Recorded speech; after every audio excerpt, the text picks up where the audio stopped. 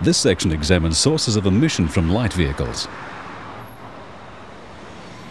The term emission normally refers to the pollution produced by a light vehicle during normal use.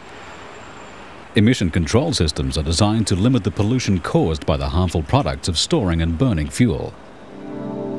Emissions from a petrol-driven motor vehicle usually come from four sources: the fuel tank, the carburetor, the crankcase, and the exhaust system. The fuel tank and carburetor allow fuel to evaporate and escape to the atmosphere. These are called evaporative emissions. The crankcase and exhaust system emit pollutants directly from the engine into the atmosphere. They are caused when hydrocarbons, lead compounds, and oxygen and nitrogen from the air are burned in the combustion chamber. In a compression ignition engine, emissions originate from the engine and escape to the atmosphere from the exhaust and the crankcase breather.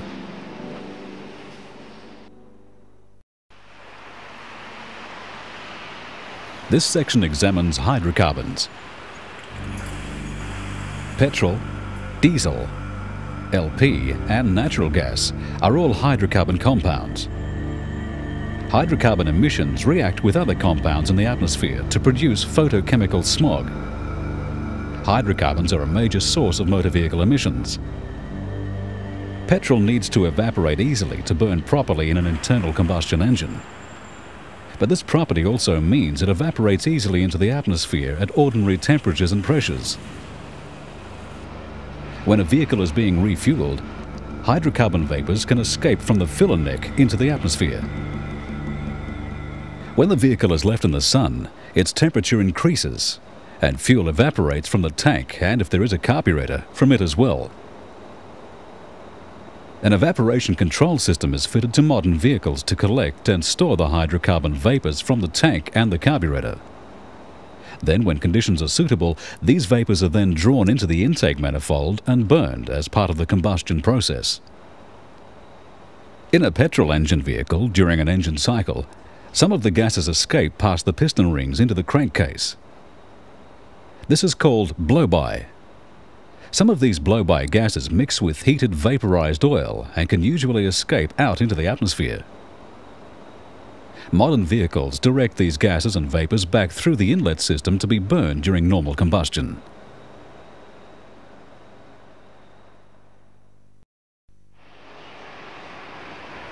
Hydrocarbons can also be part of the exhaust gases. In a 4-stroke petrol engine during valve overlap at top dead center, some intake charge is drawn out of the combustion chamber into the exhaust port. Raw fuel, a mixture of hydrocarbons and air, is released into the atmosphere. When combustion occurs in the cylinder, the walls, piston and piston rings are slightly cooler than points closer to the burning mixture. Some of the air and fuel molecules come in contact with these cooler parts and they cool down until their temperature becomes too low for combustion to occur. They are left unburned, and when the exhaust port opens, they leave the cylinder. Misfiring of the ignition can result in unburned fuel leaving the cylinder when the exhaust port opens. If an excessively rich air-fuel mixture is used, there is too much fuel for the quantity of air.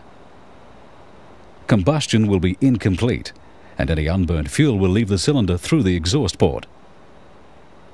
If an excessively lean mixture is used, then combustion takes longer, and the flame may extinguish before it is complete. When the exhaust port opens, unburned hydrocarbons will be exhausted from the cylinder.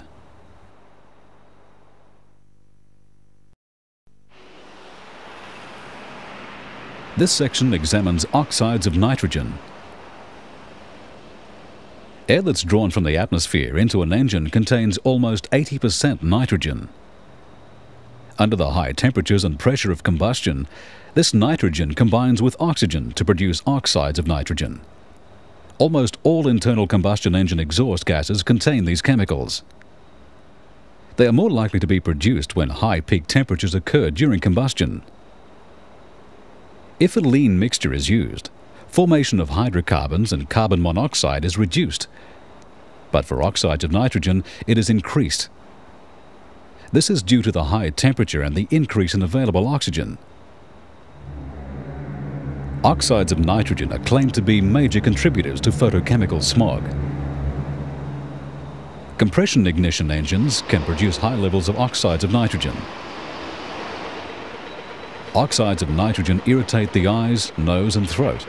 In extreme cases, coughing and lung damage can occur.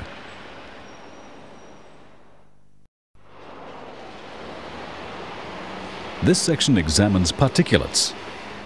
Particulates from modern engines are usually carbon-based. Older vehicles may produce lead-based particulates. This is caused by lead compounds used in the fuel to raise its octane rating. In spark ignition engines, particulates are caused by incomplete combustion of rich air fuel mixtures. In compression ignition engines, they are caused by a lack of turbulence and lack of oxygen.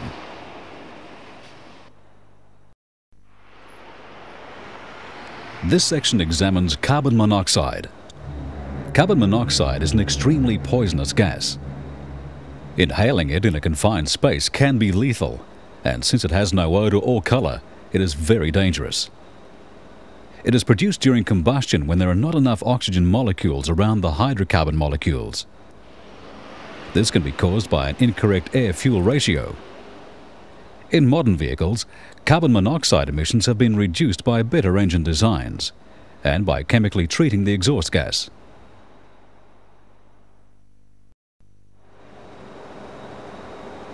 This section examines carbon dioxide. Carbon dioxide is produced with water when complete combustion of air and fuel occurs. It isn't poisonous, but many scientists consider it a serious contributor to global warming. Catalytic converters in petrol engine vehicles convert carbon monoxide to carbon dioxide. Carbon dioxide is also produced by diesel and LPG fueled vehicles.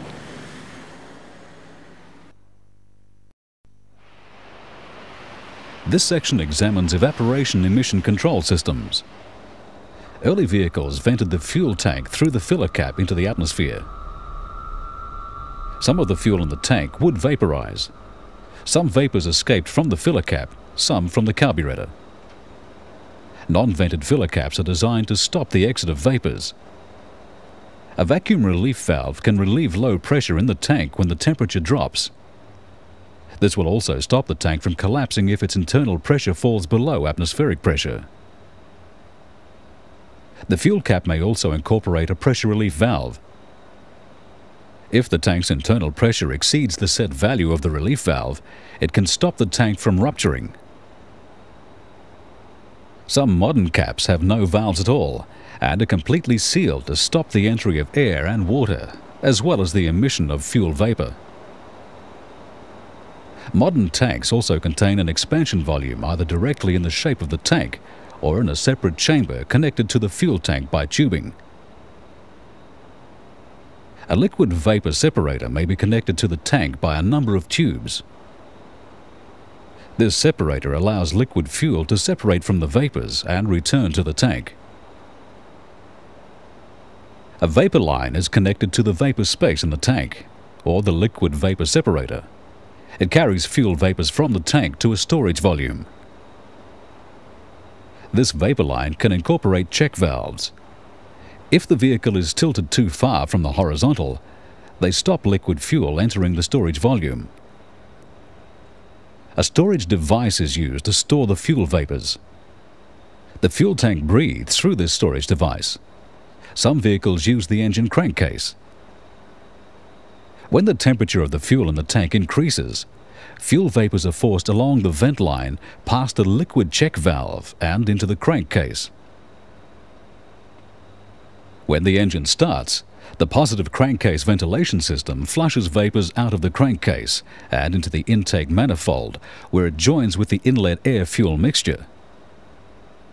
Once in the inlet manifold, the vapors are drawn into the engine, where combustion can convert them into carbon dioxide and water vapor.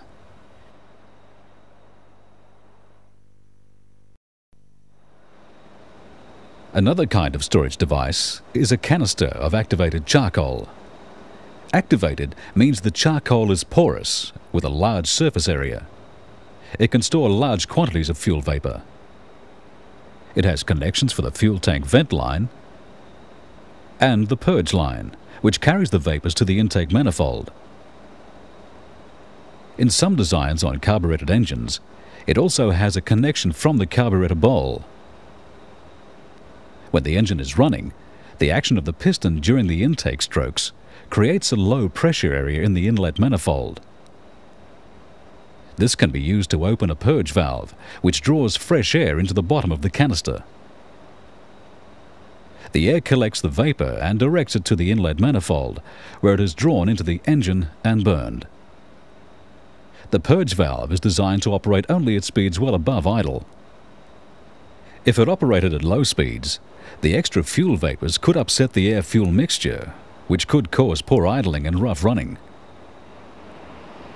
The evaporation of automotive fuel is a major source of hydrocarbon emissions. The rates of evaporation are higher with petrol than diesel because petrol is more volatile.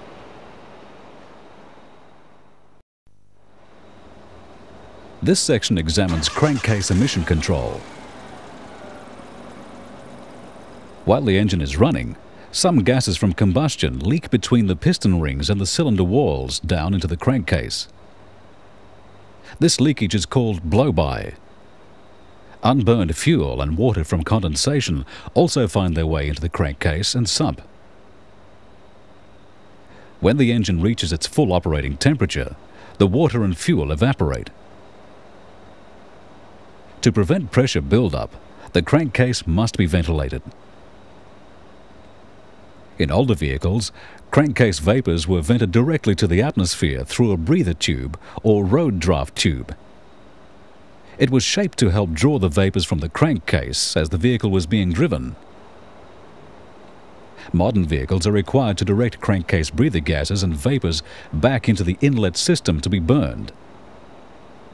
A common method of doing this is called positive crankcase ventilation, or PCV. A valve called a PCV valve regulates gas flow between the crankcase and the inlet manifold. It is controlled by the pressure in the manifold.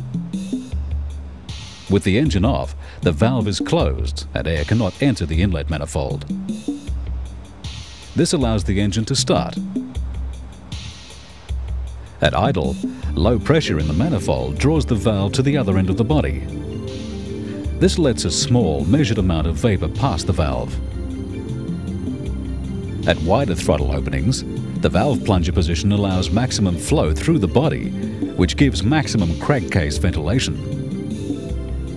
The system is designed to remove more air than just blow-by, so there's a fresh air intake, usually at the air cleaner, to direct filtered air to the crankcase. This intake is usually as far as possible from the PCV valve. Wide throttle openings produce maximum blow-by. Gases that can't be handled through the vacuum system are directed back through the inlet connection to the air cleaner, where they join the carburetor intake air and are drawn into the cylinders for burning.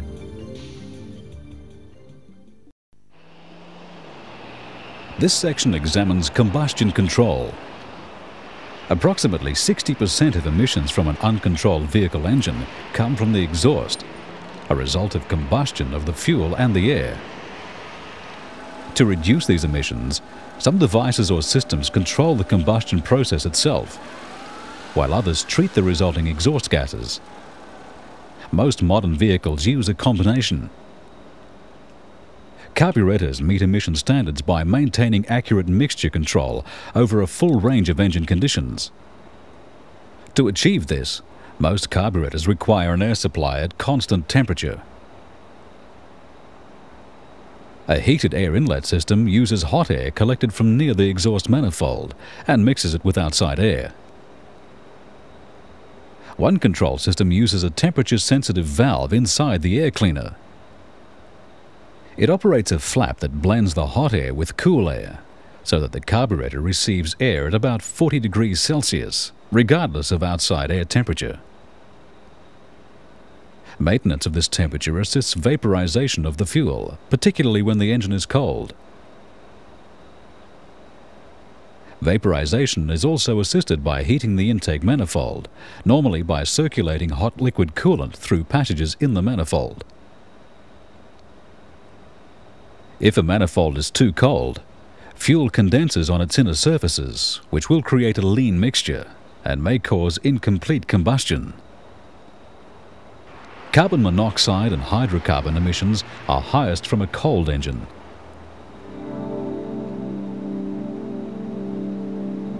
Changes in operating conditions can change mixture conditions within the manifold. If a carbureted engine is being driven at moderate speed and the throttle is suddenly closed, any fuel condensed on the manifold walls is drawn into the cylinders.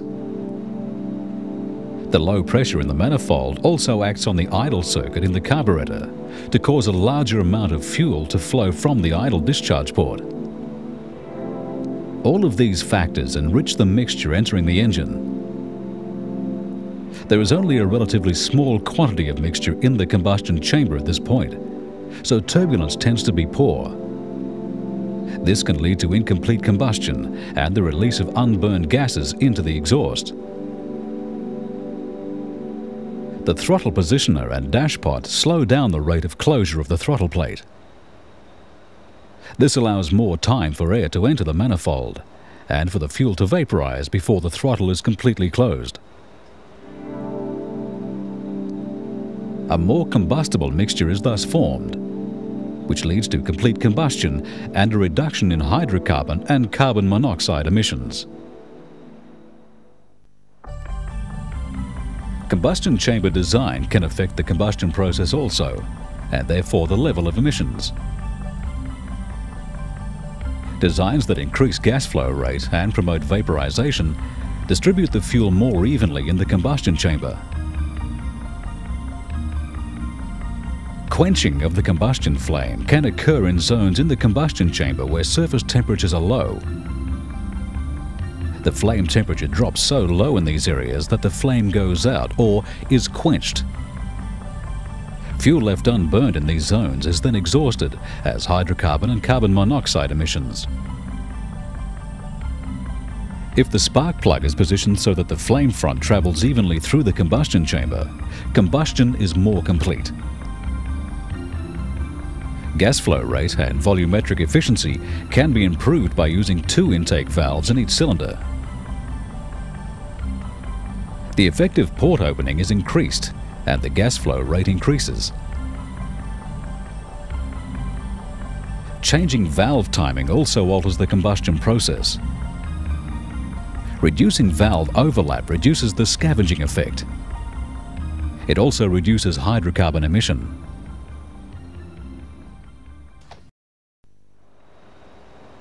If valve overlap is maintained or even increased, oxides of nitrogen can be reduced by an exhaust gas recirculation or EGR valve connected between the exhaust port or manifold and the intake system. If engine conditions are likely to produce oxides of nitrogen, the EGR valve opens, letting some gases pass from the exhaust into the intake system. During combustion, these exhaust gases absorb heat from the burning air and fuel. This lowers peak combustion temperatures, which reduces the formation of the oxides of nitrogen. The EGR valve usually opens when the engine is at normal operating temperature and likely to be using a lean mixture. When the engine first starts and until it warms up, a temperature-sensitive valve prevents manifold pressure reaching the EGR valve and stops it from operating. Manifold pressure reaches the valve when the engine is warm and when the EGR port of the carburetor is influenced by the position of the throttle. This is generally at light throttle openings, when a lean mixture could cause increased oxides of nitrogen. It does not operate at idle or at wide open throttle. Oxides of nitrogen can also be reduced by retarding ignition timing. This lowers the maximum temperature reached during combustion. The maximum ignition advance setting is then said to be emission limited. However, It also lowers engine output and increases fuel consumption. Spark control systems use ignition timing to optimize engine output and fuel consumption with minimal emissions. They control vacuum levels to the vacuum advance unit on the distributor. In some designs, vacuum signals are delayed with vacuum valves in the signal line. In other designs, the vacuum signals are sustained. The signals can also be applied to dual diaphragm advance units on some distributors. The degree of control needed depends on many other factors, and each application should be considered individually.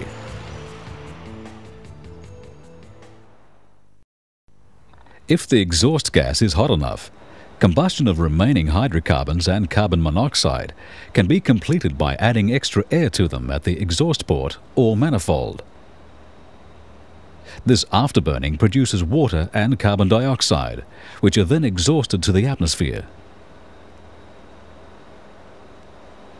The pulse air method uses the pulsations of the exhaust gas to open and close a reed valve. It admits air into the exhaust manifold in short bursts. Air drawn from the air filter enters the exhaust manifold. This method suits engines with 4 cylinders or less, because their exhaust pulsations are further apart. Larger capacity engines may use an air pump to supply a larger volume of air. The pump is normally driven by a V-belt from the engine crankshaft and forces air into the exhaust ports. Some of the engine's output is used in driving the pump. Electronic fuel injection and engine management systems deal with emissions more effectively than carbureted engines by more closely controlling the air-fuel ratio entering each cylinder and by ensuring the ignition timing matches operating conditions. Sensors around the engine send the ECU information about airflow, coolant temperature, throttle position and engine speed. The ECU uses this to set fuel and ignition settings from its programmed memory. Most systems also use a sensor in the exhaust manifold to gauge the amount of oxygen in the exhaust gases leaving the engine. This indicates how well combustion is being completed, which in turn indicates the air-fuel mixture entering the engine. A voltage signal is then relayed back to the control unit to indicate whether the mixture is rich or lean. More oxygen indicates a lean mixture. Less indicates a rich mixture. The control unit then adjusts the amount of fuel being injected into the engine to keep the air-fuel ratio very close to the chemically correct composition for complete combustion. By mass, this is 14.7 parts of air to 1 of fuel, known as the stoichiometric ratio.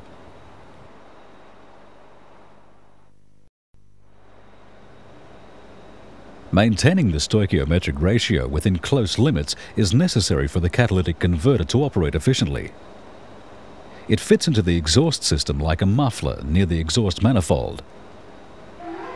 It receives all of the exhaust gases from the engine and chemically treats the remaining pollutants in the gases, converting them to less harmful substances. This is done by a catalyst in the converter. A catalyst causes a chemical reaction, but after the reaction ends, remains unchanged itself. The catalytic converter has a ceramic core housed in a stainless steel shell.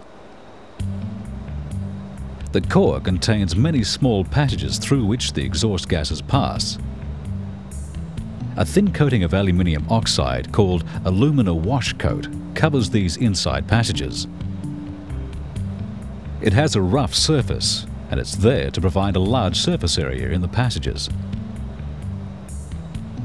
The catalyst is finely dispersed over the surface of the alumina wash coat. The large surface area ensures that virtually all of the exhaust gases come into contact with the catalyst as they pass through the passages in the core. Leaded fuel cannot be used in vehicles with a catalytic converter. The lead contaminates the catalyst and stops the reactions from occurring.